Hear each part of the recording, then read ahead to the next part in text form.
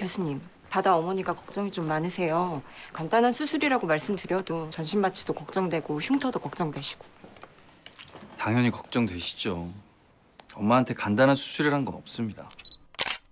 안녕하세요. 스폰지보험TV 김 팀장입니다. 저번 영상에서는 슬기로운 의사생활에서 나온 간 관련된 그런 질환들에 대해서 알아봤는데요. 이번에 4화를 보다 보니까 여러분들께 보여드리고 싶은 게 있어서 한번 가져와 봤습니다. 드라마 먼저 잠깐 보시고 시작하겠습니다. 수술은 내일 아침 일찍 할 것 같고요. 오늘 자기 전까지는 자유롭게 먹이셔도 되는데 내일 아침 일어나서부터는 물 포함해서 아무것도 먹이시면 안 됩니다. 혹시 바다가 먹는 거 많이 좋아하나요? 엄청이요. 식탐이 엄청 많아요. 내일 수술 끝나고 4시간 후부터는 먹을 수 있으니까 내일 아침까지만 좀 조심시켜 주세요. 혹시 내일 수술 관련해서 궁금하신 건? 수술 시간은 얼마나? 수술 자체는 1시간 정도? 근데 수술장 들어가고 마취하고 그런 시간들까지 합치면 길어야 3시간입니다. 정확한 수술 이름은 갑상설관 낭종 제거 수술이고요. 목 주름선으로 가로로 3에서 5cm 정도 절개를 해서 무록을 제거해 줄 겁니다.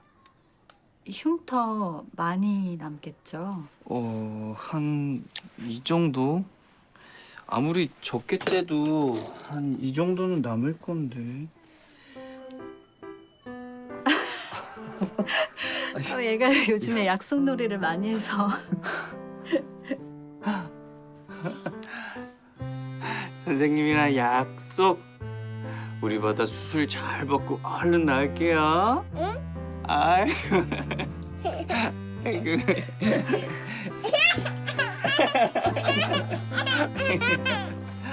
진짜 애기 너무 귀엽지 않나요? 저 얼마 전에 밀양 케이블카를 타러 갔다 왔는데 거기서 이제 제가 가만히 서 있었는데 뒤에서 한 3살, 4살 이런 꼬마 여자아이가 갑자기 제 손을 잡는 거예요. 그래서 약속하는 장면 보니까 그때 생각이 나서 저는 조금은 마음이 좀 뭉클했습니다. 네, 갑상설관 낭종 이거에 대해서 좀 나왔죠. 사실 이 드라마에서도 그렇고 의학적으로도 그렇게 큰 수술은 아니라고는 하지만 아이를 가진 부모 입장에서는 그렇지 않죠. 내 아이의 목에 새끼손가락만큼의 흉터가 생긴다는데 그걸 좋아할 부모는 없고 이거를 꼭 수술을 해야 되는지 안 하면 안 되는지 이런 걸 물어보는 부모님들, 환자분들이 되게 많이 계시잖아요. 그래서 이거에 대해서 좀 더 설명을 드릴게요. 자, 갑상선이라는 거는 뭐냐면 태아 때 혀 뿌리 쪽에서 처음 생겨서 목 아래로 이동하고, 근데 보통은 이제 이러한 이동의 흔적이 자연스럽게 없어지긴 하지만 그렇지 못한 경우에는 이 흔적의 그 빈 공간에 분비물이 차고 그리고 무록이 생기게 됩니다.